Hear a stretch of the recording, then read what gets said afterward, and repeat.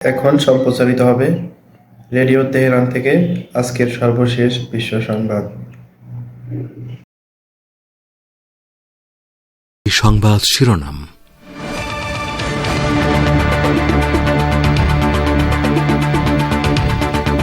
Husaini front ও Yazidi ফ্রন্টের মধ্যে লড়াই শেষ হওয়ার নয়, আর বাইন উপলক্ষে শোকানুষ্ঠানে বলেছেন সর্বোচ্চ নেতা। ইউক্রেন যুদ্ধে আমেরিকার দেয়া আব্রামস M1 ট্যাঙ্কের 2/3 ধ্বংস হয়ে গেছে, মিলিটারি ওয়াচ ম্যাগাজিনের তথ্য।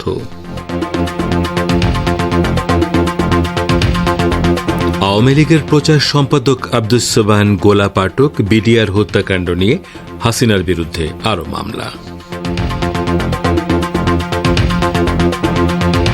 এবং নারীদের উপর অত্যাচারে ভারতের প্রধানমন্ত্রী নরেন্দ্র মোদীর উদ্বেগ, অপরাধী যেন ছাড় না পায়, রাজ্যগুলোকে কড়া বার্তা।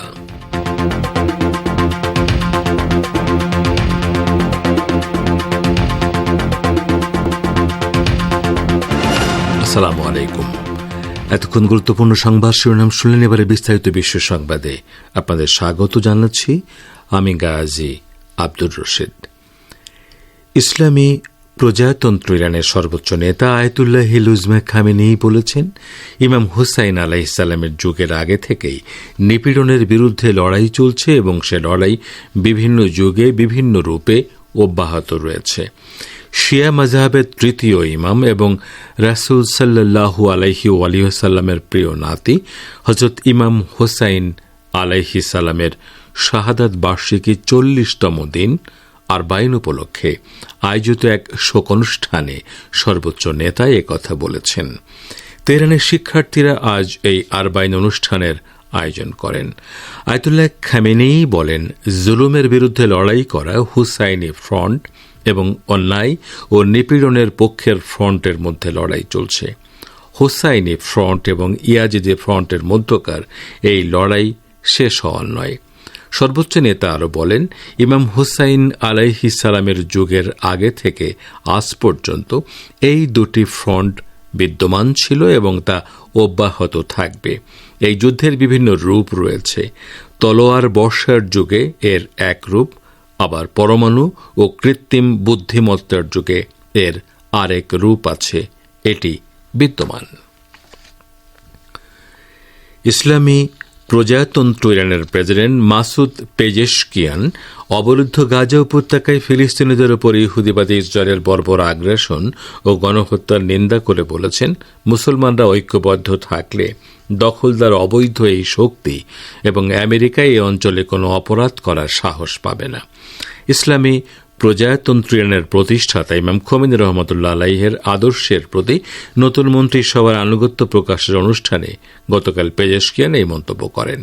তেহরানের দক্ষিণে ইমাম খোমেনির মাজারে এই আনুগত্য প্রকাশের অনুষ্ঠান হয়।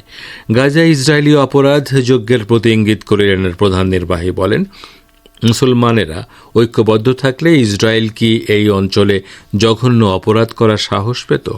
শুধু তারা নয়, আমেরিকা, ইউরোপ এবং অন্য কোনো শক্তিও এসব করতে পারত না। পশ্চিমা নিষেধাজ্ঞা ও অর্থনৈতিক সমস্যার প্রতি ইঙ্গিত করে পেজেশকিয়ান বলেন, আমাদের নিজের দেশে আমাদের অভ্যন্তরীণ ঐক্য ও সংহতি বাড়ানো ছাড়া আমাদের সমস্যা সমাধানের আর কোনো উপায় নেই। ইরানের ইসলামী বিপ্লবী গার্ড বাহিনী বা IRGCর commander in chief major general Hossein Salami বলেছেন, ইরানের মাটিতে ইহুদিবাদী ইসরায়েলের সংগঠিত অপরাধের বিরুদ্ধে অবশ্যই প্রতিশোধ নেওয়া হবে। এ বিষয়ে তেহরান তার অঙ্গীকার পুনর্ব্যক্ত করছে।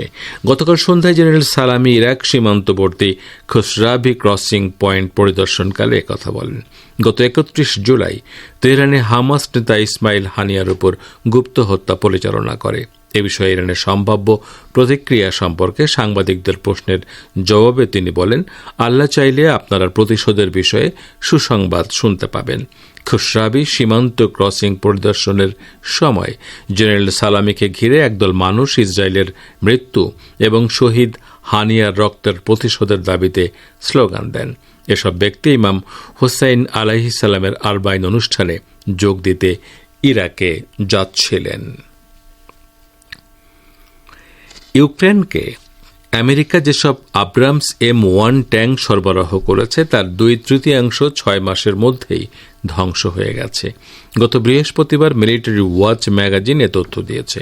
ম্যাগাজিনটি সম্প্রতি একটি জরিপ প্রতিবেদন প্রকাশ করেছে। তাতে দেখা যায় ওয়াশিংটন কিয়েভকে 31টি ট্যাঙ্ক দিয়েছে, যার মধ্যে প্রায় 20টি এরই মধ্যে রাশিয়ার সেনারা ধ্বংস করেছে। প্রতিবেদনে বলা হয়েছে, রাশিয়ার টেলিগ্রাম চ্যানেলে আপলোড করা ভিডিওগুলোতে দেখা যায় রাশিয়ার কুরস্ক অঞ্চলে সর্বশেষ আব্রামস M1 ট্যাঙ্ক উড়িয়ে দেয়া হচ্ছে। গুণগত মান নিয়ে প্রশ্নে থাকা আব্রামস M1 ট্যাঙ্কের সুরক্ষা বাড়ানোর পদক্ষেপ নিয়েছিল ইউক্রেন। তারপরেও রুশ সেনাদের ছোঁড়া অ্যান্টি ট্যাঙ্ক মিসাইলকে প্রতিরোধ করতে পারেনি আব্রামস M1। এর আগের এক প্রতিবেদনে বলা হয়, ইউক্রেনের সেনারা আব্রামস M1 ট্যাঙ্ক পরিচালনার সময় প্রযুক্তিগত সমস্যার মুখে পড়েছে এবং সে বিষয়ে তারা অভিযোগ করেছিল। তারপরেও আব্রামসের দুর্বলতা কাটাতে পারেনি। আপনারা বিশ্ব সংবাদ শুনছেন রেডিও তেহরান থেকে, আর প্রচারিত হচ্ছে বাংলাদেশ ও ভারতে শর্টে 25 মিটার ব্যান্ডে, এছাড়া বিশ্বজুড়ে ইন্টারনেট ও স্যাটেলাইটে। বাংলাদেশের রাজধানী ঢাকার নাখালপাড়া থেকে আওয়ামী লীগের প্রচার সম্পাদক আব্দুস সোবহান গোলাপকে আটক করা হয়েছে। আজ বেলা 3টার কিছু আগে তাকে আটক করার কথা জানায় ঢাকা মহানগর পুলিশের গোয়েন্দা বিভাগ। বিষয়টি নিশ্চিত করে তেজগাঁও থানার ওসি মোহাম্মদ মোবারক হোসেন জানান, আব্দুস সোবহান গোলাপকে নিয়ে আসা হয়েছে, তাকে জিজ্ঞাসাবাদ করা হচ্ছে। জিজ্ঞাসাবাদ শেষে তার বিষয়ে প্রয়োজনীয় পদক্ষেপ নেওয়া হবে। 1981 সালে 17 মে শেখ হাসিনা দেশে ফিরলে তার সংস্পর্শে আসেন গোলাপ। তিনি সাবেক প্রধানমন্ত্রী শেখ হাসিনার বিশেষ সহকারী ছিলেন। এরপর 2001 সালে জাতীয় নির্বাচনের পর শেখ হাসিনার নির্দেশে নির্বাচনের সার্বিক মূল্যায়ন ও বিশ্লেষণের নিমিত্তে বিভিন্ন জেলায় ঘুরে তিনি তথ্য উপাত্ত সংগ্রহ করে রিপোর্ট দেন। 2018 সালে একাদশ জাতীয় সংসদ নির্বাচনে মাদারীপুর 3 আসন থেকে আওয়ামী লীগের মনোনয়নে সংসদ সদস্য নির্বাচিত হন। 2016 সালে তিনি আওয়ামী লীগের দপ্তর সম্পাদকের দায়িত্ব গ্রহণ করেন। পরবর্তী সময়ে তিনি প্রচার ও প্রকাশনা সম্পাদকের দায়িত্ব পান। বাংলাদেশে কোটা সংস্কার আন্দোলনের সময় গত 18 জুলাই সাভার বাজার বাস স্ট্যান্ডে বিশ্ববিদ্যালয়ের শিক্ষার্থী শাইখ আসাহাবুল ইয়ামিনকে গুলি করে হত্যার ঘটনায় পলাতক প্রধানমন্ত্রী শেখ হাসিনা সহ 49 জনের বিরুদ্ধে হত্যা মামলা হয়েছে। ইয়ামিন মিরপুরের military institute of science and টেকনোলজির ছাত্র ছিলেন। ভিকটিমের মামা আবদুল্লাহ আল কবির বাদী হয়ে শেখ হাসিনা সহ 49 জনের বিরুদ্ধে ঢাকার senior judicial magistrate Mohammad Saiful ইসলামের আদালতে মামলাটি করেন। শুনানি শেষে ম্যাজিস্ট্রেট সাভার মডেল থানার ভারপ্রাপ্ত কর্মকর্তাকে মামলা নথিভুক্ত করতে বলেন। এছাড়া বাংলাদেশ রাইফেলসের সাবেক উপসহকারী পরিচালক আব্দুর রহিমের মৃত্যুর ঘটনায় সাবেক প্রধানমন্ত্রী শেখ হাসিনা ও বর্ডার গার্ড বাংলাদেশের সাবেক মহাপরিচালক ব্রিগেডিয়ার জেনারেল আজিজ আহমেদ সহ 13 জনের বিরুদ্ধে হত্যা মামলা হয়েছে। বাংলাদেশের বিডিআর হত্যা মামলার আসামি বীর মুক্তিযোদ্ধা আব্দুর রহিম 2010 সালের 29 জুলাই জেল হেফাজতে মারা যান। ভারতে নারীদের উপর অত্যাচারের ঘটনায় উদ্বেগ প্রকাশ করে দেশটির প্রধানমন্ত্রী নরেন্দ্র মোদী বলেছেন, মহিলাদের উপর অত্যাচার মেনে নেওয়া যায় না। আজ মহারাষ্ট্রের জলগাঁওতে লাখপতি দিদি সম্মেলনে মোদী কথা বলেন। তিনি প্রতিটি রাজ্য সরকারকে এ বিষয়ে সতর্ক করেন। তিনি বলেন, নারীদের নিরাপত্তা খুবই গুরুত্বপূর্ণ বিষয়। মেয়েদের উপর অপরাধের ঘটনায় যেন কেউ কোনোভাবে ছাড় না পায়। প্রধানমন্ত্রী নির্দিষ্ট কোনো রাজ্য বা ঘটনার উল্লেখ না করলেও পশ্চিমবঙ্গের আরজিকর কাণ্ডের আবহে প্রধানমন্ত্রীর এই মন্তব্যকে তাৎপর্যপূর্ণ বলে মনে করা হচ্ছে। পশ্চিমবঙ্গের আরজিকর মেডিকেল কলেজ ও হাসপাতালে চিকিৎসক ধর্ষণ ও খুনের ঘটনায় পশ্চিমবঙ্গ সহ গোটা ভারতে নারীদের সুরক্ষার দাবিতে বিক্ষোভ প্রতিবাদ চলছে। এই পরিস্থিতিতে নারী সুরক্ষা নিয়ে সরব হলেন মোদীও। এদিকে ধর্ষণবন্ধী করা আইন আনার আহ্বান জানিয়ে সম্প্রতি প্রধানমন্ত্রীকে চিঠি লিখেছেন পশ্চিমবঙ্গের মুখ্যমন্ত্রী মমতা বন্দ্যোপাধ্যায়। ফাস্ট ট্র্যাক কোর্টের মাধ্যমে 15 দিনের মধ্যে যাতে দোষীর বিচার প্রক্রিয়া শেষ করে শাস্তি নিশ্চিত করা যায় তা নিয়েও চিঠিতে গুরুত্ব আরোপ করেন মমতা বন্দ্যোপাধ্যায়। আপনারা বিশ্ব সংবাদ শুনছেন রেডিও তেহরান থেকে, আর প্রচারিত হচ্ছে বাংলাদেশ ও ভারতে শর্টওয়েভ 25 মিটার ব্যান্ডে।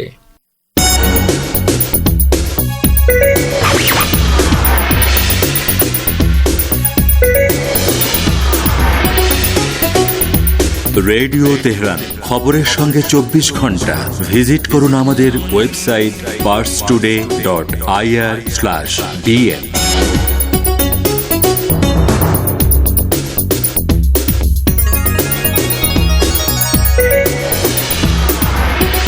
আবারও ফিরে এলাম বিশ্ব সংবাদে। ইসলামী প্রজাতন্ত্র ইরানের পররাষ্ট্র মন্ত্রণালয়ের মুখপাত্র নাসের কানানি বলেছেন, ফিলিস্তিনি জনগণ চূড়ান্তভাবে ইহুদিবাদী ইসরায়েলের বিরুদ্ধে লড়াইয়ে বিজয়ী হবে। আজ আরবাইন উপলক্ষে সামাজিক মাধ্যম এক্স পেজে দেয়া এক পোস্টে তিনি কথা বলেন। নাসের কানানি বলেন, ইসরায়েলি আগ্রাসনে শহীদ নিরীহ ফিলিস্তিনিদের রক্ত অবশেষে ফিলিস্তিনি জাতিকে দখলদারদের বিরুদ্ধে বিজয়ী করবে। আরবাইন হল শিয়া মুসলমানদের তৃতীয় ইমাম ও রাসূল সাল্লাল্লাহু প্রাণপ্রিয় নাতি হযরত ইমাম হুসাইন আলাইহিসসালামের শাহাদাত বার্ষিকীর 40তম দিন। কুখ্যাত অত্যাচারী ইয়াজিদের বিরুদ্ধে লড়াই করতে গিয়ে ইমাম হুসাইন আলাইহিসসালাম কারবালার প্রান্তরে শাহাদাত বরণ করেন। তবে কালের পরিক্রমায় সত্যপন্থীরা ইমাম হুসাইনকে নেতা হিসেবে গ্রহণ করেছেন এবং তার আদর্শ অনুসরণ করেন। কারানি তার পোস্টে আরও বলেন, আরবাইনের পেছনের মহান শিক্ষা হল ন্যায়ের পথে চলা এবং নির্যাতিত মানুষকে সমর্থন করা। আরেকটি শিক্ষা হল অত্যাচারী শাসকদের কার্যকরভাবে প্রত্যাখ্যান করা। ইহুদিবাদী ইসরায়েলের উত্তরাঞ্চলের বিভিন্ন গুরুত্বপূর্ণ ও স্পর্শকাতর লক্ষ্যবস্তুতে ঝাঁকে ঝাঁকে রকেট ও ড্রোন দিয়ে হামলা চালিয়েছে লেবাননের ইসলামী প্রতিরোধ আন্দোলন হিজবুল্লাহ। আজ প্রকাশিত এক বিবৃতিতে হিজবুল্লাহ বলেছে, সংগঠনের সিনিয়র সামরিক কমান্ডার ফুয়াদ শুকুরকে শহীদ করার প্রাথমিক প্রতিক্রিয়ার অংশ হিসেবে আজ ভোরে এই অভিযান চালানো হয়। হিজবুল্লাহ বলেছে, আজকের জন্য আমাদের সামরিক অভিযান সম্পূর্ণ এবং সম্পন্ন হয়েছে। সবশেষে খেলার খবর। রাওয়ালপিন্ডি টেস্টের পঞ্চম ও শেষ দিনে পাকিস্তানকে 10 উইকেটে হারিয়ে ইতিহাস সৃষ্টি করেছে বাংলাদেশ। টেস্ট ক্রিকেট ইতিহাসে পাকিস্তানের বিপক্ষে এটি বাংলাদেশের প্রথম জয়। পাকিস্তান তাদের প্রথম ইনিংসে 448 রান সংগ্রহ করে, তবে বাংলাদেশ মুশফিকুর রহিমের দুর্দান্ত পারফরম্যান্সে সেই স্কোর পেরিয়ে 565 রান তোলে। এতে বাংলাদেশ প্রথম ইনিংসে 117 রানের লিড নেয়, যা তাদেরকে শক্ত অবস্থানে নিয়ে যায়। পরবর্তীতে বাংলাদেশের বোলার, বিশেষ করে সাকিব মিরাজের ঘূর্ণিতে দিশেহারা হয়ে মাত্র 146 রানে গুটিয়ে যায় পাকিস্তান। ফলে বাংলাদেশের সামনে টার্গেট দাঁড়ায় মাত্র 30 রানে, যা দুই ওপেনিং ব্যাটার সাদমান ইসলাম ও জাকির হাসানের পার করতে সময় নেন 6 ওভার 3 বল। এই জয়ে 2 ম্যাচের টেস্ট সিরিজে বাংলাদেশ এগিয়ে গেল 1-0 ব্যবধানে। তো শ্রোতা বন্ধুরা, আমাদের নিউজ ডেস্কে এখনকার মতো এই ছিল সর্বশেষ খবর। এতক্ষণ আমাদের সাথে থাকার জন্য অনেক অনেক ধন্যবাদ।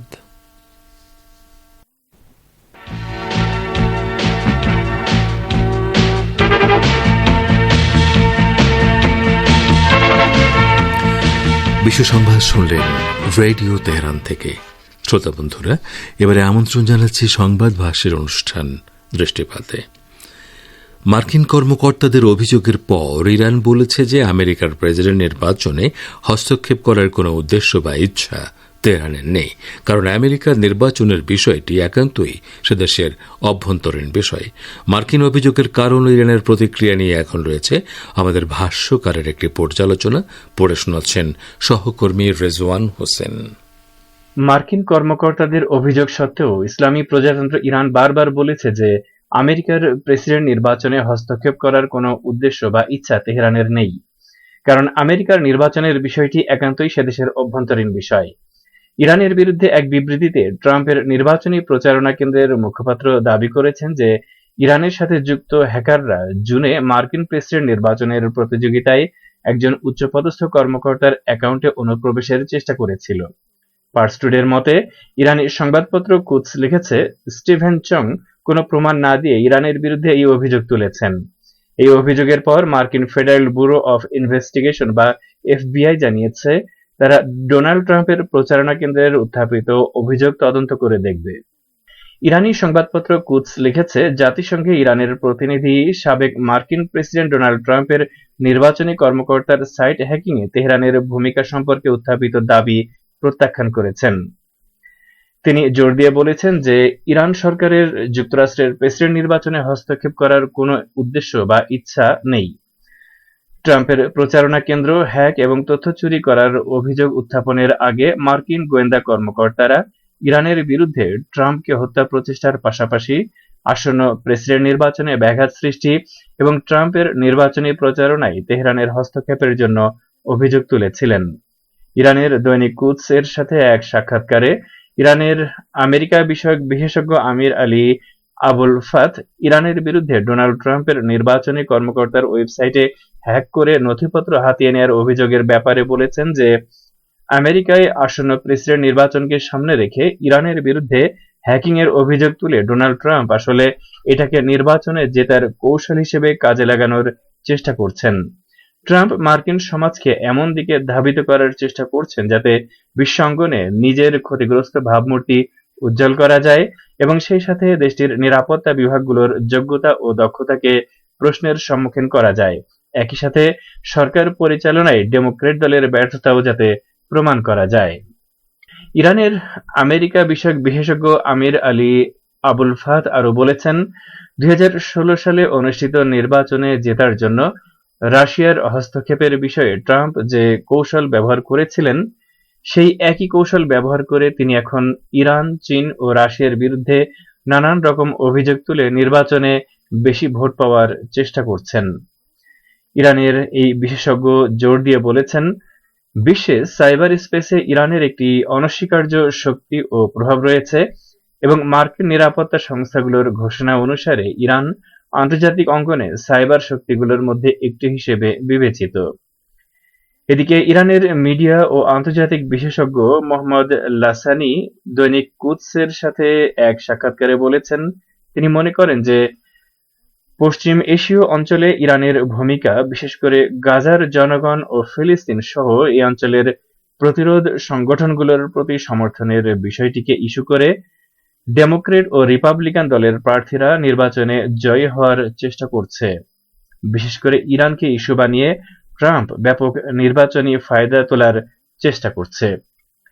লাসানি স্পষ্ট করে বলেছেন, সাইবার হামলায় ইরানের জড়িত থাকার বিষয়ে আমেরিকান কর্তৃপক্ষের দাবির বিষয়ে এখনো কোনো নথি উপস্থাপন করা হয়নি। তবে ট্রাম্প এই অভিযোগের মাধ্যমে আমেরিকান ভক্ত ও মানুষের মধ্যে নিজেকে একজন কিংবদন্তি ও একজন নায়ক হিসেবে নিজের ইমেজ গড়ে তোলার চেষ্টা করছেন।